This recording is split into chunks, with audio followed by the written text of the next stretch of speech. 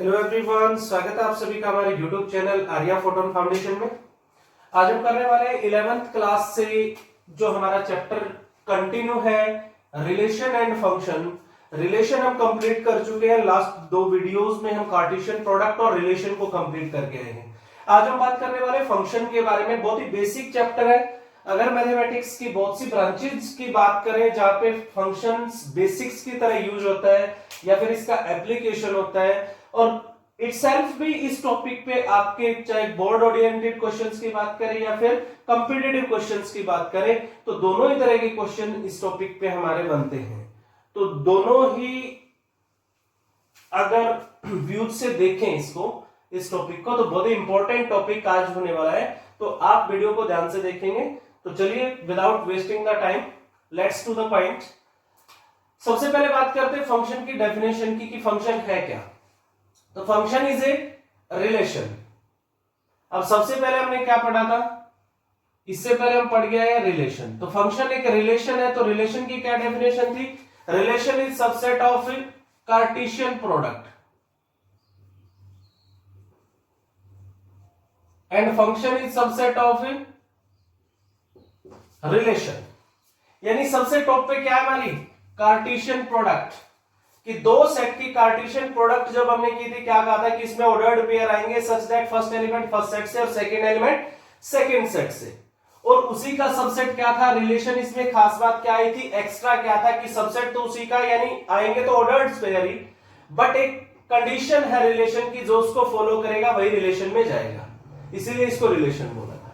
अब कोई फंक्शन कब बनेगा, कोई भी रिलेशन उसे फंक्शन कब कहेंगे, यानी एक बात तो कंफर्म है कि आएंगे तो इसमें भी ऑर्डर्ड पेयर ही, और एक बात भी कंफर्म है कि किसी स्पेशल कंडीशन को फॉलो करके ही आएंगे, बट उसे हम फंक्शन कब कहेंगे, यानी कोई भी रिलेशन हमारा फंक्शन कब होगा।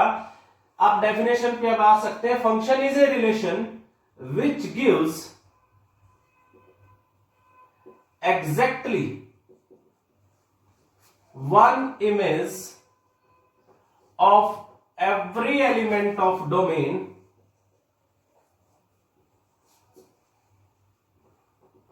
in codomain।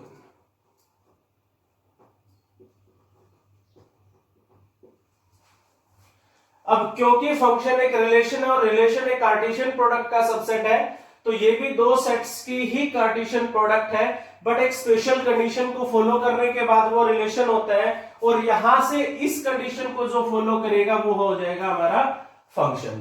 तो किसी भी रिलेशन को हम फंक्शन कब कहेंगे, आपको थोड़ा सा रिमाइंड करवाना चाहता हूं मैं। जब हमने रिलेशन किया था तो आपको बताया था कि कोई भी दो सेट है ए टू बी, कोई भी रिलेशन है, इस रिलेशन को हम फंक्शन कब कहेंगे।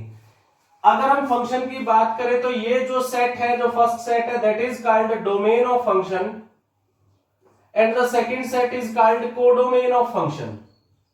इसे कहेंगे हम कोडोमेन फंक्शन की। तो कोई भी रिलेशन फंक्शन कब होगा, when it gives exactly one image, सबसे main thing, of every element of domain. ये दो कंडीशंस को जो रिलेशन सेटिस्फाई करेगा वही हमारा फंक्शन होगा, वही रिलेशन हमारा फंक्शन होगा।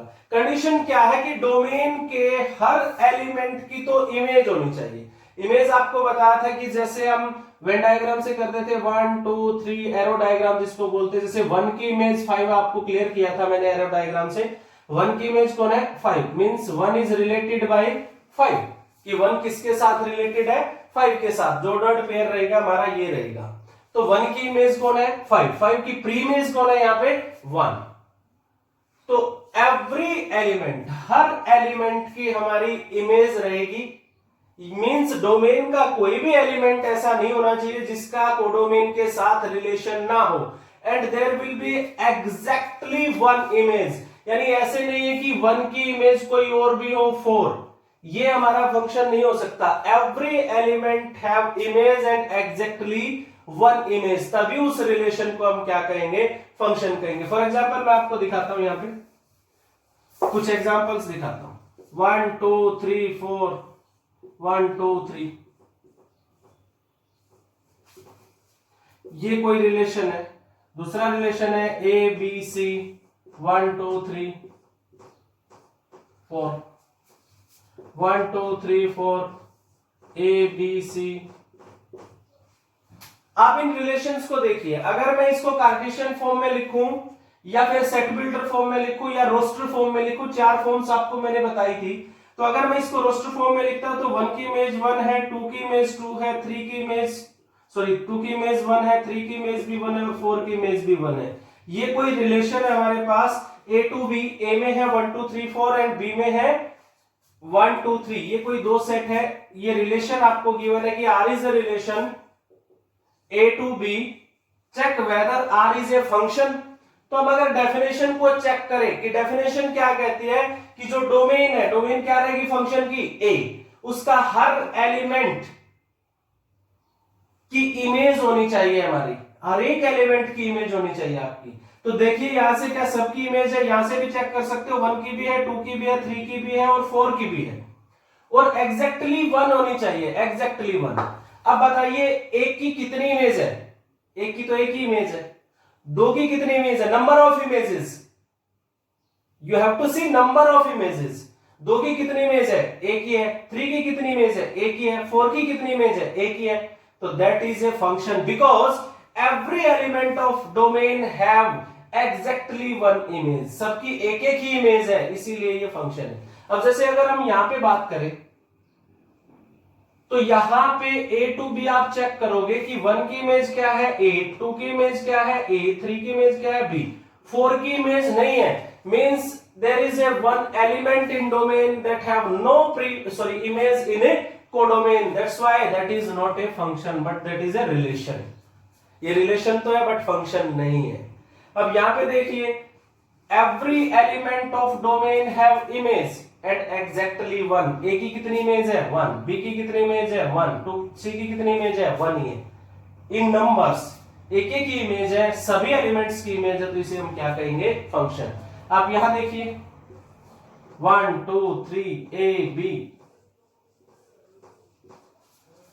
क्या ये फंक्शन है? एवरी एलिमेंट हैव इमेज, एक कंडीशन सेटिस्फाई, बट 1 हैव, आप देख सकते हैं 1 की इमेज A भी है, 1 की इमेज B भी है, 2 की इमेज B है, 3 की इमेज B है, तो that is not a function. Reason 1 have 2 images A and B। हमारी कंडीशन क्या थी? एग्जैक्टली 1 इमेज, केवल एक ही इमेज होनी चाहिए, यहां 1 की 2 इमेज है, इसीलिए ये फंक्शन नहीं है। तो ये थी हमारी फंक्शन की डेफिनेशन कि फंक्शन एक्चुअल में है क्या। तो आप किसी भी रिलेशन को चेक करके बता सकते हो कि ये रिलेशन जो है हमारा ये फंक्शन है या नहीं है। अब हम बात करेंगे इसके बेसिक्स के बारे में। तो सबसे फर्स्ट थिंग जो सबसे इंपॉर्टेंट है, जिस टॉपिक पे हमारा कंपिटिटिव क्वेश्चन सबसे ज्यादा तैयार होते हैं और जिस पे सबसे इंपॉर्टेंट टॉपिक जो है हमारा इस चैप्टर का, इस टॉपिक का, fx कोई फंक्शन है। अब फंक्शन को लिखेंगे कैसे? ये कोई फंक्शन है f, A to B, A इसकी डोमेन है, B इसकी कोडोमेन है। f फंक्शन x एलिमेंट पे अप्लाई होगा, f कोई फंक्शन है, x एलिमेंट पे अप्लाई होगा तो यहां के क्या हो जाएगा ये fx। आप सोचिए कोई भी फंक्शन है f, x एलिमेंट पे अप्लाई होता है, मान लीजिए वैल्यू देता है x प्लस 3, जिस तरीके से रिलेशन आंसर देता था y is equal to x plus 3, तो ये कोई फंक्शन है। अगर मैं यहां पे डोमेन की बात करूं, अगर कोई ये कहे कि ये फंक्शन है natural number two natural number, f function है, तो अगर मैं डोमेन में बात करूं तो क्या रहेगी हमारी domain? Natural number, means value of x क्या रहेगी? 1 2 3 4 5। तो f1 अगर मैं रखता हूं तो वैल्यू क्या रहेगी? 4। f2 अगर मैं रखता हूं तो वैल्यू क्या रहेगी? 5। f3 अगर मैं रखता हूं तो वैल्यू क्या रहेगी? 3 + 3 6 एंड सो ऑन। तो अगर आप इस फंक्शन को देखें तो 1 की इमेज, सबसे पहले किसकी इमेज है? 1 की इमेज क्या है हमारी? 4, 2 की इमेज 5, 3 की इमेज 6 एंड सो ऑन। तो ये जो नेचुरल नंबर्स यहां थे इनको क्या कहेंगे हम? डोमेन। और यहां पे भी हमारे बी सेट में भी नेचुरल नंबर है, इसको क्या कहेंगे? कोडोमेन। बट आपने नोटिस किया होगा कि 1 2 एंड 3, 1 2 एंड 3 ये किसी की भी इमेज नहीं होंगे। अगर आप इमेजेस निकालोगे, जैसे 1 की इमेज क्या है हमारी? 4, 2 की इमेज क्या है हमारी? 5, 3 की इमेज क्या है हमारी? 6। तो अगर आप इमेजेस निकालते हो तो वैल्यू 4, 5, 6 इससे ज्यादा ही रहेंगे, कभी भी आंसर आपका क्या नहीं आएगा 1, 2, 3।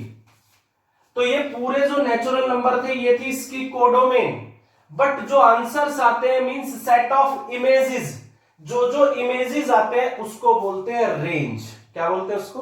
रेंज।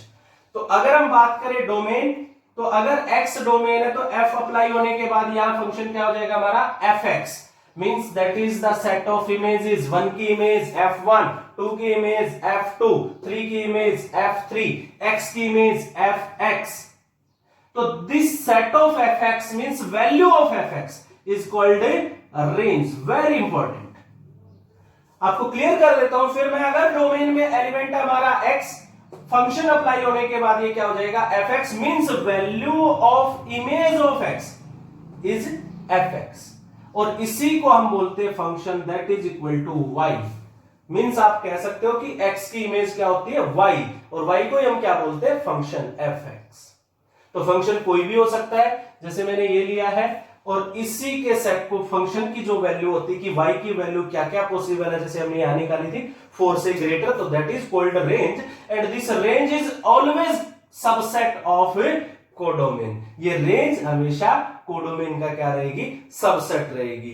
ये प्रॉपर भी हो सकती है और इम्प्रॉपर भी हो सकती है। फर्स्ट चैप्टर में हमने क्लियर किया था प्रॉपर कब रहेगी, when range is contained in domain, codomain, और इम्प्रॉपर कब रहेगी, when range is equal to codomain, जब ये इसी के इक्वली आ जाए। जैसे for example fx is equal to x, ये कोई फंक्शन है, तो आप नेचुरल से नेचुरल पे लगाएंगे, 1 की इमेज चेक करेंगे क्या रहेगी 1, 2 की 2, 3 की 3, 4 की 4, तो सारे नेचुरल नंबर आपकी इमेजेस आ जाएंगे।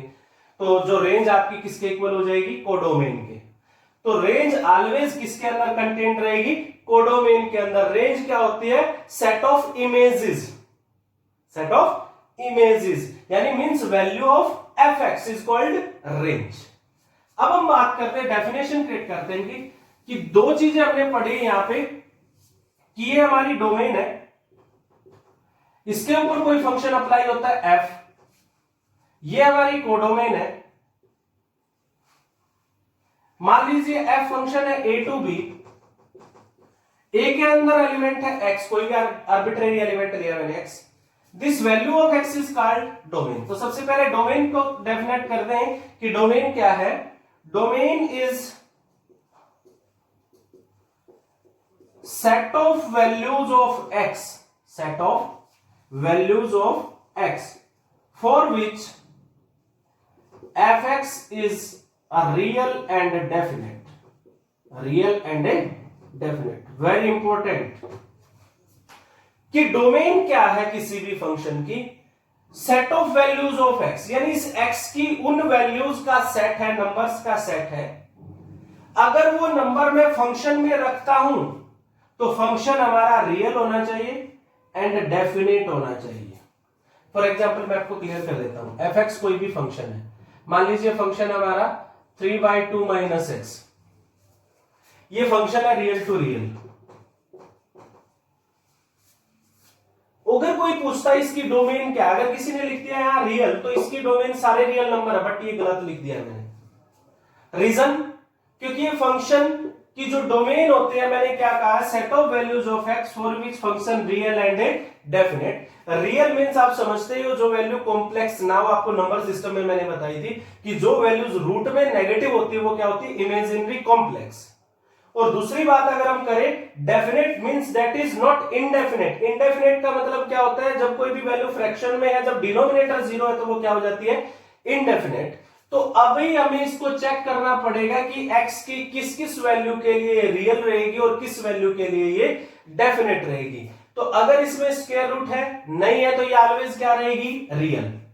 तो that is always real, but ये ऑलवेज डेफिनेट नहीं रहेगी, क्योंकि अगर मैं x की जगह इसमें पुट करता हूं 2, if x is equal to 2 put करता हूं, तो नीचे क्या हो जाएगा हमारा? 2 - 2 0, 3/0 इनफाइनाइट। तो यही बात हम कर रहे थे कि value of x for which function is real and definite, यानी डोमेन में वही वैल्यूज जाएंगे जिसके लिए फंक्शन रियल और डेफिनेट हो।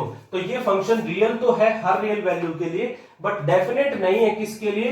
Eight x is equal to 2। तो इसकी जो डोमेन रहेगी ये नहीं रहेगी, इसकी डोमेन रहेगी r - 2। यानी 2 हम नहीं रख सकते। इसके बाद ये हमारी कोडोमेन है। तो जो इस फंक्शन की डोमेन है वो क्या है, r-2। रीजन, क्योंकि 2 वैल्यू अगर हम फंक्शन में x की जगह रखते हैं तो function is not a definite, it is indefinite. तो किसी भी फंक्शन की डोमेन क्या होती है, value of x for which function is real and a definite. उसके लिए x की जो भी वैल्यू आप रखोगे फंक्शन हमेशा रियल रहना चाहिए, मींस इमेजिनरी नहीं होना चाहिए, और डेफिनेट होना चाहिए, इनडेफिनेट नहीं होना चाहिए। That is called domain. अब कोडोमेन आपको पता है कि बी सेट इसकी क्या है, कोडोमेन। अब कोडोमेन के अंदर हमारी क्या बताई थी हमने, रेंज। रेंज क्या थी, एक्स के ऊपर फंक्शन अप्लाई होगा, जो भी इमेज आएगी एक्स की, means value of F x, इसी को क्या बोलते हैं, वाई। तो दैट इज कॉल्ड रेंज। इसको क्या कहेंगे हम, range. Range means set of values of F x, F x या फिर वाई, इनके वैल्यू ऑफ एफ एक्स क्या क्या पॉसिबल है, उसके सेट को हम क्या कहते हैं, रेंज। इसको एक सिंपल लैंग्वेज में बोल सकते हो आप, set of images. Set of images को क्या बोलते हैं हम, रेंज। सेट ऑफ इमेजेस को क्या बोलते हैं, रेंज। जो भी इमेज आएंगे, जैसे मैंने आपको बताया था पिछले क्वेश्चन में, जैसे ए कोई सेट है 1 2 3 4, एफ फंक्शन है ए टू ए 1 2 3 4 1 2 3 4, ये कोई फंक्शन है हमारा। तो इस फंक्शन की डोमेन क्या है, 1 2 3 4। कोडोमेन क्या है, 1 2 3 4। रेंज क्या है, जो सेट ऑफ इमेजेस है। 4 किसी की इमेज नहीं है तो 4 रेंज में नहीं है, तो रेंज क्या है इसकी, 1 2 3। तो that is called a range. Set of images is called a range. पूरे सेट को हम क्या कहेंगे, कोडोमेन, और इस सेट को क्या कहेंगे, डोमेन। डोमेन ऑलवेज क्या होती है, real and definite, means x की वो वैल्यू जिसके लिए फंक्शन ऑलवेज रियल रहे और डेफिनेट रहे। ये तो मैंने बेसिक डेफिनेशन दी है आपको। अब इसमें क्या क्या क्वेश्चन हो सकते हैं जो एग्जाम्स में आते हैं, क्वेश्चन करेंगे हम अगली वीडियो में, कि जो भी क्वेश्चन सबसे पहले हम करेंगे आपकी जो सीबीएसई प्रेफर्ड बुक है उनके क्वेश्चन करेंगे, एक्सरसाइज सोल्व करेंगे। उसके बाद कॉम्पिटिटिव क्वेश्चन करेंगे जो जेई के अंदर आए हैं या फिर एनडीए के अंदर आए हैं, और भी कॉम्पिटिटिव एग्जाम्स जो इंजीनियरिंग एग्जाम्स हैं या फिर जो हमारे एयरफोर्स और नेवी के एक्स ग्रुप के एग्जाम्स हैं, उनके क्वेश्चन को सोल्व करेंगे अगले लेक्चर में। आज हम बात कर रहे हैं टोटल बेसिक्स के बारे में। तो अब हम करेंगे इस फंक्शन की टाइप्स। ये सबसे इंपॉर्टेंट है, टाइप्स ऑफ फंक्शन, क्योंकि आप मैथमेटिक्स में इन्हीं टाइप से आगे काम करने वाले हो। सभी फंक्शंस पे ही आपने काम करना है। जो भी नई चीज आप पढ़ने वाले हो, जो भी नया चैप्टर आपके पास आने वाला है, वो एक फंक्शन ही है। फॉर एग्जांपल आपने 10th में ट्रिग्नोमेट्री किया तो आप ट्रिग्नोमेट्रिक फंक्शंस पढ़ने वाले हैं, और भी कई तरह के फंक्शंस आपके पास आएंगे। तो किस किस फंक्शन में क्या क्या डोमेन होती है, क्या रेंज होती है, क्या ग्राफ होता है, और किस तरह से वो बिहेव करता है और फंक्शंस के साथ, वो हम सीखने वाले हैं। तो सबसे पहले टाइप्स ऑफ फंक्शन की अगर बात करें तो सबसे फर्स्ट टाइप का जो हमारा फंक्शन है उसकी बात करें तो that is F X is equal to constant. Constant function के बारे में हम बात करना चाहते हैं कि कोई भी फंक्शन कांस्टेंट फंक्शन कब होता है, किसी फंक्शन को कांस्टेंट फंक्शन कब कहें। कांस्टेंट आप कुछ भी ले सकते हैं यहां पे, for example F X is equal to C, F X is equal to K, F X is equal to P. General जो कांस्टेंट हम सी या के से या फिर एबीसी से डिनोट करते हैं। अब हम बात करें तो वैसे आपको पता है 9th 10th क्लास में आप पढ़ के आए हो, एफ एक्स बिहेव करता है एक पोलिनोमियल फंक्शन की तरह। मींस जैसे पोलिनोमियल में पी एक्स है, कोई भी पोलिनोमियल कांस्टेंट पोलिनोमियल कब होते हैं, P X is equal to कुछ भी ले सकते हो, के 3 5 7 जो भी है। मींस वेरिएबल क्या है, एक्स, तो यहाँ पे एक्स नहीं होना चाहिए हमारा, तो हम उसे क्या कहेंगे, कांस्टेंट पोलिनोमियल। तो सिमिलरली कोई भी फंक्शन कांस्टेंट फंक्शन कब है, फंक्शन के अंदर वेरिएबल कौन है हमारा, एक्स, यहाँ पे एक्स नहीं होना चाहिए, that is constant function. Means आप यहाँ पे किसी की भी अगर इमेज निकालते हो, मान लीजिए एफ फंक्शन है हमारा नेचुरल टू नेचुरल, तो फंक्शन में अगर हम 1 पुट करते हैं f1, तो जैसे ही मैंने फंक्शन में 1 पुट किया तो x की जगह आप 1 पुट करेंगे, x इसमें है ही नहीं तो वैल्यू k ही रहेगी। फंक्शन में आप 2 पुट करते तो वैल्यू k ही रहेगी। फंक्शन में आप 3 पुट करते तो वैल्यू k ही रहेगी। तो जो डोमेन है वो हमारी सारे नेचुरल नंबर है, और कोडोमेन के अंदर भी सारे नेचुरल नंबर है, बट जो रेंज रहेगी 1 2 3 4 सबकी इमेज क्या आएगी हमारी के, बट जो रेंज रहेगी वो हमारी क्या रहेगी के। तो के एक कांस्टेंट है, तो रेंज क्या रहेगी हमारी कांस्टेंट। अगर हम ग्राफ की बात करें तो ये कोई भी हमारा एक्स एक्सिस है, वाई एक्सिस है, ये डोमेन को डिनोट करेगा एक्स और वाई डिनोट करेगा रेंज को। ये मैं पहले ही बता चुका हूं आपको कि यहाँ पे जो एलिमेंट है डोमेन में एक्स है और इसके ऊपर फंक्शन अप्लाई होगा तो यहाँ आके क्या हो जाएगा हमारा इमेज में एफ एक्स, जिसी को क्या बोलते हैं हम वाई। तो एक्स एक्सिस डिनोट करेगा डोमेन को और वाई एक्सिस डिनोट करेगा रेंज को। जो वैल्यू ऑफ रेंज आएगी, इमेज आएगा, सेट ऑफ इमेजेस, उसको डिनोट कौन करेगा हमारा वाई।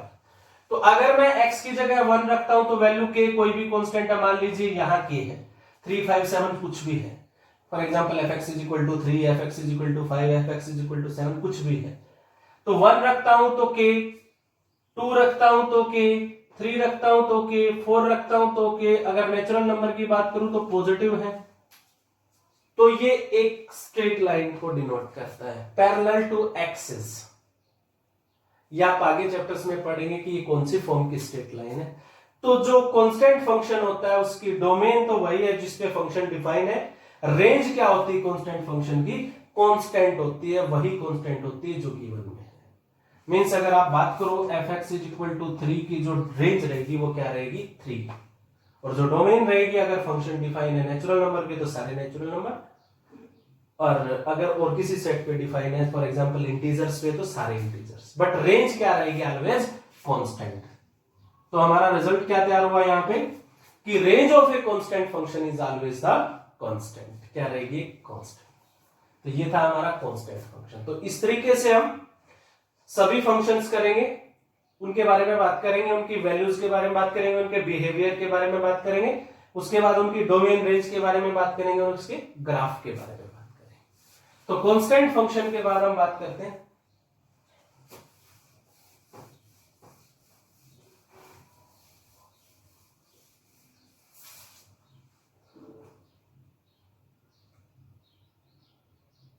Identity function.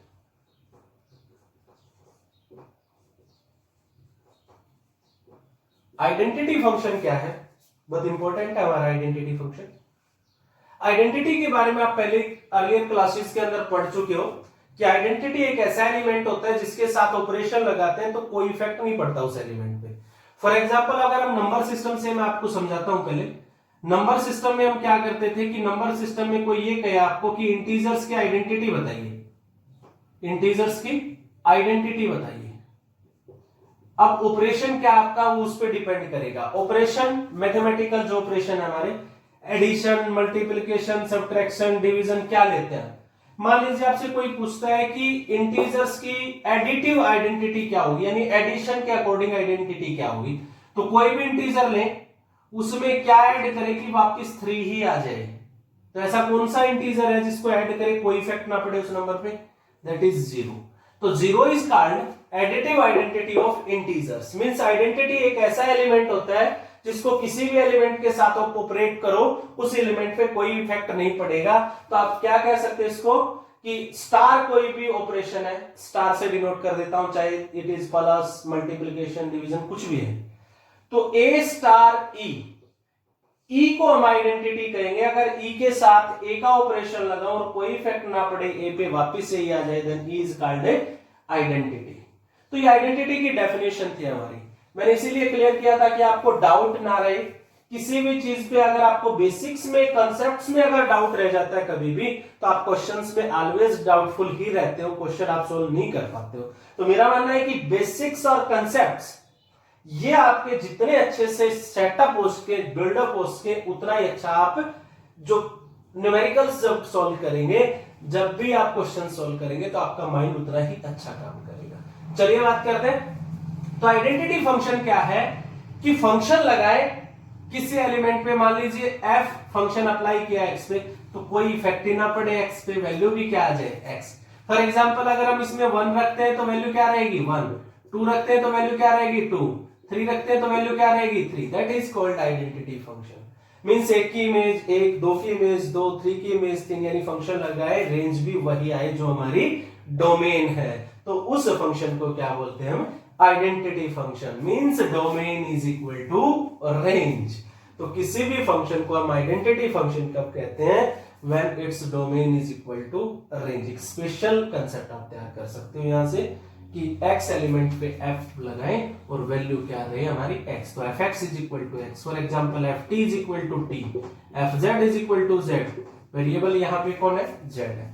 तो these are called identity function. अगर हम ग्राफ की बात करें तो 1 0 वैल्यू पुट करेंगे 0, 1 पुट करेंगे 1, 2 पुट करेंगे 2, 3 पुट करेंगे 3, तो इस तरह का जो ग्राफ होता है ये होता है हमारा आइडेंटिटी फंक्शन। तो इसकी अगर हम डोमेन और रेंज की बात करें तो डोमेन में इसके अंदर सारे रियल नंबर हो सकते हैं, जो डोमेन रहेगी वो क्या रहेगी इसकी, और जो रेंज रहेगी वो क्या रहेगी। तो डोमेन के अंदर मैंने डोमेन क्या बोला था? Value of x for which function real and definite.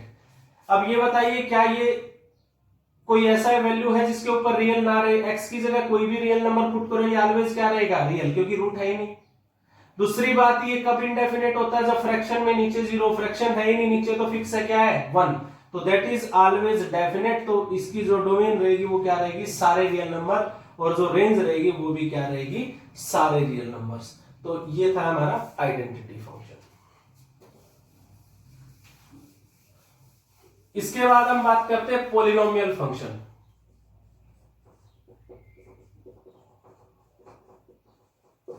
Polynomial function fx is equal to a0 x की पावर n, a1 x की power n minus 1 plus a2 x की power n minus 2 and so on. Polynomials के बारे में आप पहले भी जानते हो कि पॉलिनोमियल होती क्या है, कि पॉलिनोमियल के जो अगर डेफिनेशन देना चाहो तो आप ये बोल सकते हो कि algebraic expression in which power of variable is a whole number.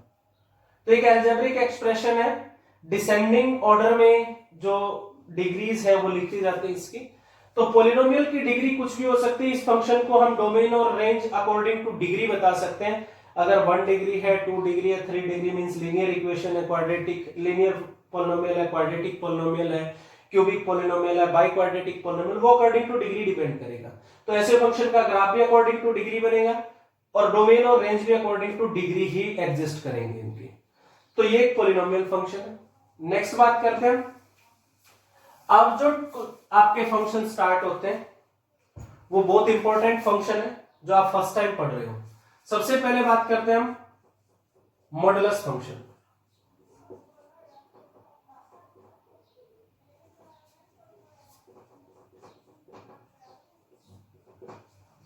Modulus function क्या है? fx is equal to modulus x।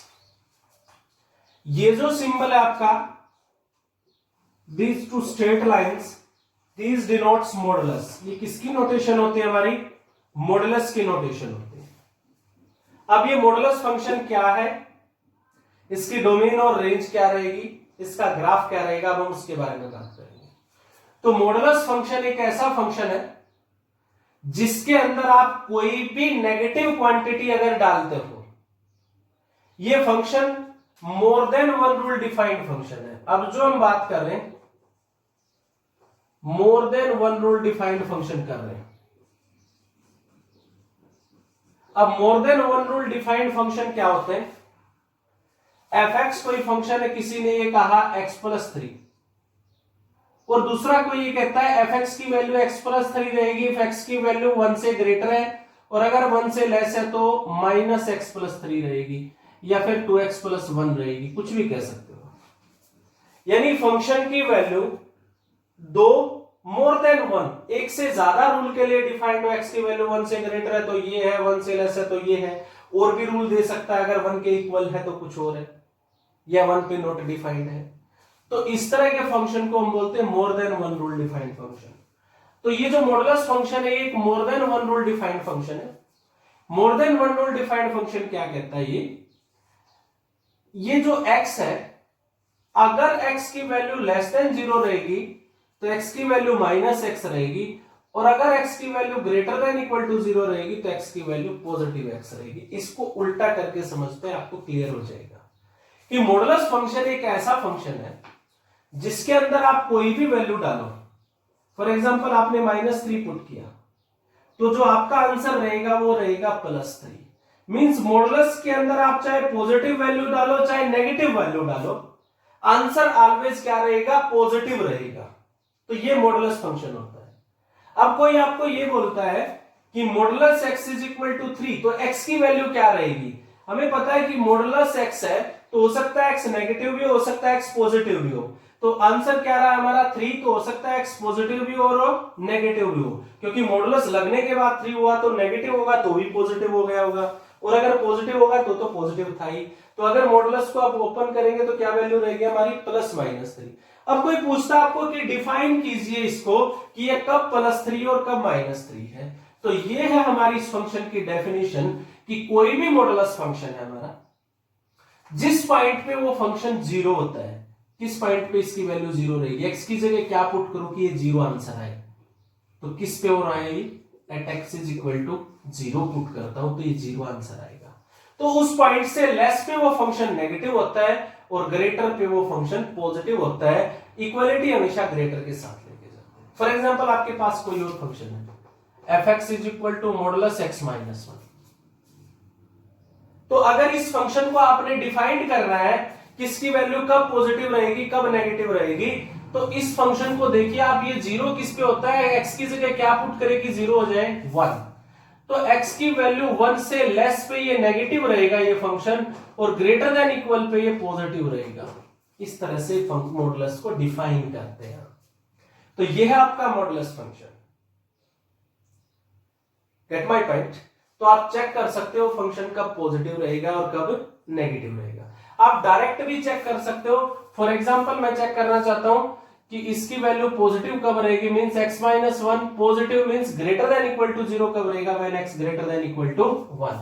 तो जब x की वैल्यू 1 से ग्रेटर है तो ये पॉजिटिव रहेगा, 1 से लेस है तो नेगेटिव। आप डायरेक्ट भी चेक कर सकते हो, बट वो एक शॉर्टकट था। फॉर एग्जांपल आपने किसी फंक्शन का ग्राफ बनाना है, फिर कोई भी मॉडुलस फंक्शन है, ये हमारा मॉडुलस फंक्शन है f(x) is equal to x। तो जिस पॉइंट पे फंक्शन 0 होता है, किस पे पॉइंट पे 0 है, 0 पे, तो 0 पे अगर आप वी शेप ग्राफ बनाते हो तो ये मॉडुलस फंक्शन का ग्राफ होता है। आप इसको चेक कर सकते हो, मैं बना के दिखाता हूं आपको। f(x) मींस y, तो हमारी दो ग्राफ बनेंगे, एक y is equal to -x, एक y is equal to x। ये जब x लेस देन 0, ये जब x greater than equal to 0। तो ये एक स्ट्रेट लाइन, आपको पता है लीनियर इक्वेशन है। अगर आप ग्राफ पे फॉर्म करोगे तो पॉइंट रखोगे, x की वैल्यू लेस देन 0 रखनी है आपने, तो 0 से लेस में -1 रखता हूं x की जगह, तो माइनस माइनस +1, -2 रखता हूं तो +2, मींस x की वैल्यू -1 रखी तो +1, -2 रखी तो +2। ये तो हमारी ये वाली लाइन। दूसरी ये वाली, अगर मैं x की जगह ग्रेटर देन 0 वैल्यू रखता हूं, 1 रखता हूं तो 1, 2 रखता हूं तो 2, जो 10th क्लास में आप स्ट्रेट लाइंस बनाते थे। तो 2 स्ट्रेट लाइन है हमारी। ये आपको पता ही है कि मॉडुलस की वैल्यू कभी भी नेगेटिव नहीं होती है, means range of modulus function means value of y never be negative, कभी भी नेगेटिव नहीं होगी तो नीचे ग्राफ कभी नहीं जाएगा हमारा। तो एक वी शेप ग्राफ होता है ऑलवेज। अगर आपको जल्दी से बनाना है तो बहुत ही सिंपल है, जैसे इस फंक्शन का ग्राफ आपने बनाना है तो वी शेप कहां पे बनेगा, at x is equal to 1, x is equal to 1 यहां है, तो ये आपका ग्राफ होगा। तो एक सिंपल है मॉडुलस फंक्शन का ग्राफ। तो ये फंक्शन, ये उसको डिफाइन कैसे करते हैं मॉडुलस फंक्शन को, जिस पॉइंट पे फंक्शन 0 होता है उससे लेस पे नेगेटिव और ग्रेटर पे पॉजिटिव, या फिर आप चेक कर सकते हो कि कब पॉजिटिव होगा कब नेगेटिव। कैसे, मॉडुलस के अंदर जो भी है x की वैल्यू पॉजिटिव कब रहेगी, when x greater than 0, positive means greater than equal to 0, negative कब रहेगी, व्हेन लेस देन 0। तो दोनों तरीकों से आप चेक कर सकते हो, डिफाइन कर सकते हो। अब बात करते हैं डोमेन और रेंज की। तो डोमेन जो है इसके सारे रियल नंबर, आप कुछ भी लिख सकते हो, यहाँ पे x की वैल्यू कोई भी पॉसिबल है, सबके लिए फंक्शन क्या रहेगा, रियल एंड डेफिनेट। और जो रेंज होती है, अभी हमने बात की थी कि रेंज जो है मॉडुलस की ऑलवेज क्या रहेगी, पॉजिटिव, मींस 0 इंक्लूड है 0 टू इनफाइनाइट, या फिर आप इसकी जगह ये भी दे सकते हो आर पॉजिटिव। बट अगर ये लिखते हैं रियल पॉजिटिव नंबर तो 0 काउंट नहीं होगी, तो आपने 0 भी ऐड करनी है, तो आप इस तरीके से लिख सकते हो, या फिर बोल सकते हो नॉन नेगेटिव नंबर्स, जो नंबर नेगेटिव नहीं है तो 0 अपने आप काउंट हो जाती है। तीनों लैंग्वेज से आप इस क्वेश्चन को कर सकते हो। अगर ये लिखते हो इंटरवल से तो 0 टू इनफाइनाइट, 0 क्लोज रहेगा, और अगर आप आर पॉजिटिव लिखते हो तो 0 को इंक्लूड करना पड़ेगा, उसके लिए क्या बोलना पड़ेगा हमें, नॉन नेगेटिव नंबर्स। चलिए नेक्स्ट फंक्शन के बारे में बात करते हैं हम। नेक्स्ट लेते हैं हम greatest integer function.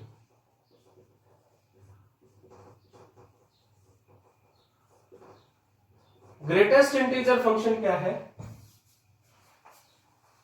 Greatest integer function की सबसे पहले तो जो नोटेशन है वो रहेगी हमारी ये ग्रेटेस्ट इंटीजर फंक्शन। इसकी जो नोटेशन रहेगी, ये जो नोटेशन है that denotes greatest integer function, GIF, इसको बोलते हैं ग्रेटेस्ट इंटीजर फंक्शन। अब ये ग्रेटेस्ट इंटीजर फंक्शन क्या काम करता है? आपके नाम से पता चलता है इसका कि इसके अंदर आप कोई भी नंबर डालो, कुछ भी नंबर डालोगे तो ये क्या करेगा, उससे just less integer,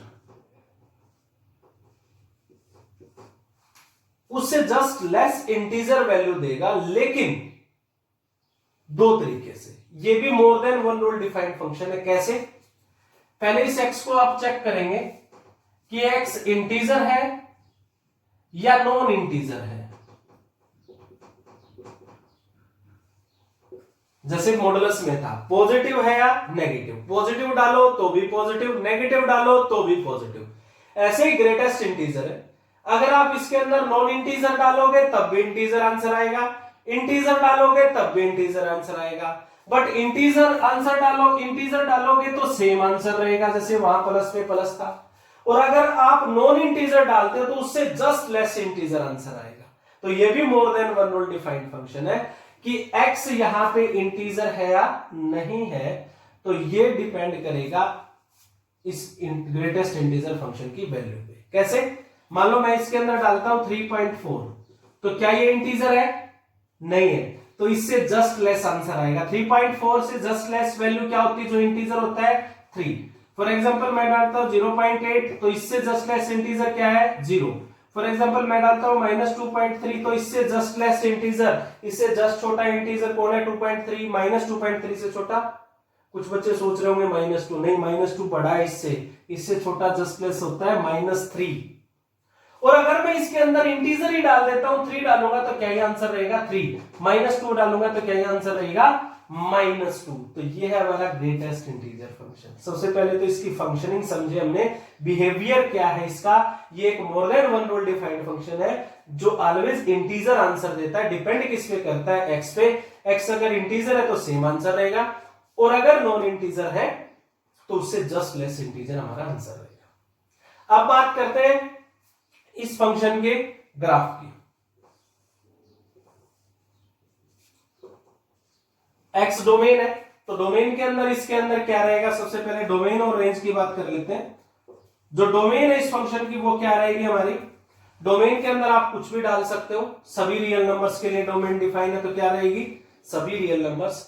but range जो है वो आपने क्या नोटिस किया? आंसर कैसे आ रहे हैं? आंसर कैसे दे रहा है? इंटीजर।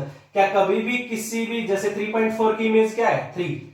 0.8 की इमेज क्या है? 0। तो जो इमेजेस आएंगी वो ऑलवेज क्या आएंगी? इंटीजर्स। तो इसकी जो रेंज रहेगी वो क्या रहेगी? Z। चलिए स्टार्ट करते हैं। तो मान लीजिए आपने फंक्शन में पुट किया 0, ग्राफ बना रहे हो आप, y is equal to greatest integer का ग्राफ तैयार कर रहे हैं। x की जगह 0 पुट किया, 0 का ग्रेटेस्ट इंटीजर 0। फिर आपने सारे रियल नंबर्स रखने हैं, यानी एक नहीं, 1 और 0 और 1 के बीच की भी वैल्यूज रखते हैं। 0.5 रखते हैं तो भी आंसर क्या रहेगा? 0। 0.7 रखते हैं तो भी आंसर क्या रहेगा? 0। 0.9 रखते हैं तो भी आंसर क्या रहेगा? 0। मींस 1 तक आप कोई भी वैल्यू रखो, 0 to 1 जितनी भी वैल्यूज रखोगे x की, सबके लिए आंसर क्या रहेगा आपका? 0। तो मैंने यहां से यहां तक की सभी वैल्यूज के लिए 0 to 1 आंसर क्या रहेगा आपका? 0। अब 1 इसमें इंक्लूड नहीं है, तो 1 की तरफ से मैं इसको डार्क नहीं करता, मैंने 2 किए इधर डार्क, मींस आंसर क्या रहेगा? 0। 1 को डार्क नहीं किया मैंने, देखिए, तो 1 इसमें इंक्लूड नहीं है हमारा, 1 is not including it. 0 to 1 सारी वैल्यूज इंक्लूड है, 0 इसमें इंक्लूड है। जैसे ही मैं 1 रखता हूं तो 1 का ग्रेटेस्ट इंटीजर क्या होता है? 1। तो 1 पे वैल्यू 1 है हमारी, तो ये आंसर रहेगा 1 पे। लेकिन 1 से 2 तक आप कोई भी वैल्यू रखो, 1.1 आंसर क्या रहेगा 1, 1.2 आंसर क्या रहेगा 1। तो 1 से 2 तक कितनी भी वैल्यू रखो आप, सबका आंसर क्या रहेगा 1। लेकिन इसमें 2 इंक्लूड नहीं है, तो इधर से मैं कर देता हूं इसको ओपन। 2 अगर मैं रखता हूं तो आंसर क्या रहेगा हमारा 2 ही रहेगा। 2 का ग्रेटेस्ट इंटीजर क्या होगा 2 ही रहेगा। लेकिन 2 to 3 जितनी भी वैल्यूज रखता हूं, 2 to 3 सबका आंसर क्या रहेगा 2, 3 इसमें इंक्लूड नहीं है। तो that is the graph of our greatest integer function. ये हमारा ग्रेटेस्ट इंटीजर फंक्शन का ग्राफ है, ऐसे ही नेगेटिव पे चलेगा। ठीक है, इसी तरह से नेगेटिव पे हमारा चलता रहेगा। तो ये हमारा ग्रेटेस्ट इंटीजर फंक्शन का ग्राफ। डोमेन रेंज पढ़ा हमने, ग्रेटेस्ट इंटीजर वैल्यू कैसे देता है, बिहेवियर क्या। इसी के सिमिलर है हमारा स्मॉलेस्ट इंटीजर फंक्शन। वो मैं आपको करवाऊंगा नहीं, क्योंकि इसी से आप कर सकते हो, केवल बिहेवियर बताएंगे उसका और domain range. Smallest integer function क्या करता है, इसकी जो नोटेशन होती है वो एक तरफ से होती है, एक तरफ से इस तरह से रहता है। फॉर एग्जांपल आपने इसके अंदर 3.1 डाले, तो स्मॉलेस्ट इंटीजर क्या करता है, अगर आप इंटीजर डालोगे तो इंटीजर ही आंसर आएगा सेम उसकी तरह। अगर वैल्यू इंटीजर नहीं तो उससे जस्ट ग्रेटर आंसर होता है। 3.1 से ग्रेटर कौन है हमारा 4। तो जैसे वो जस्ट लेस करता था, ये जस्ट ग्रेटर करता है। डोमेन सारे रियल नंबर, रेंज क्या रहेगी ओनली z। इसके बाद बात करते हैं हम सिग्नम फंक्शन।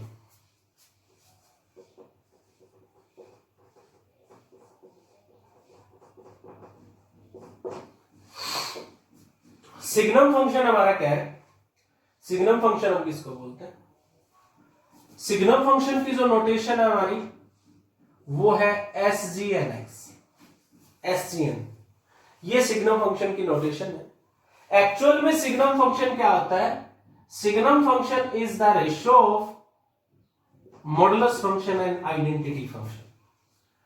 दो फंक्शन पढ़े थे हमने, modulus and identity, fx is equal to X and fx is equal to mod x। इनके जो रेशियो होता है उसको बोलते हैं सिग्नम फंक्शन। अगर मॉडुलस को मैं ओपन करूं, मॉडुलस हमने सीखा था कि मॉडुलस 0 किस पे होता है, ये 0 पे। तो अगर x की वैल्यू 0 से लेस है तो क्या रहेगा नेगेटिव, मॉडुलस को ओपन किया मैंने। और अगर ग्रेटर देन इक्वल टू 0 तो क्या रहेगा पॉजिटिव, नीचे x है। तो ये है हमारा सिग्नम फंक्शन। बट इक्वलिटी के ऊपर देखिए, अगर जैसे ही मैं x इज इक्वल टू 0 रखता हूं तो 0/0 फॉर्म इज कॉल्ड इनडेटरमिनेट फॉर्म।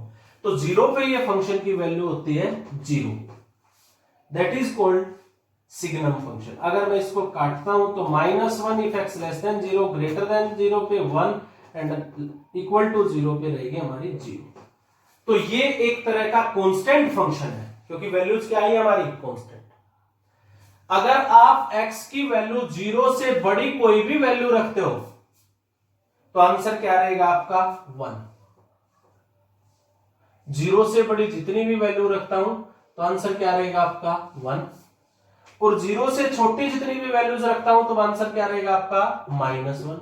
और 0 पे वैल्यू क्या रहेगी 0। तो that is the graph of signum function, means a constant function. जो डोमेन है वो सारे रियल नंबर है, बट जो रेंज है वो कांस्टेंट रहेगी।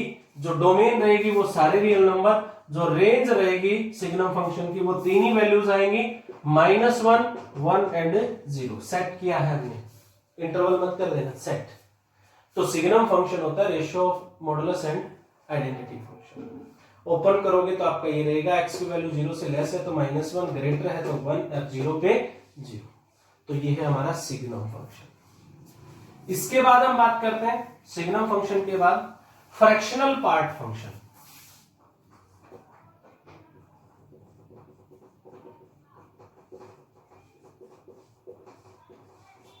ये जितने भी हम फंक्शन कर रहे हैं ये सारे मोर देन वन रूल डिफाइंड, आपने चेक भी कर लिया, मैंने बताया भी आपको।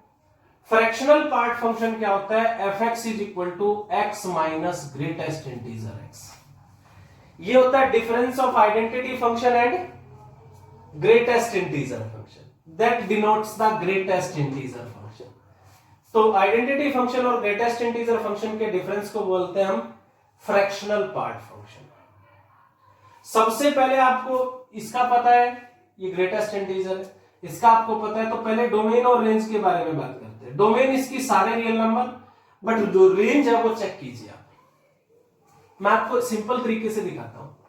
सबसे पहले वैल्यूज रखते हैं हम integer, when x is integer, क्योंकि फंक्शन कैसा हमारा ग्रेटेस्ट इंटीजर। तो दो रूल पे क्वेश्चन खुलेगा हमारा, एक जब एक्स इंटीजर हो, दूसरा जब एक्स नॉन इंटीजर हो।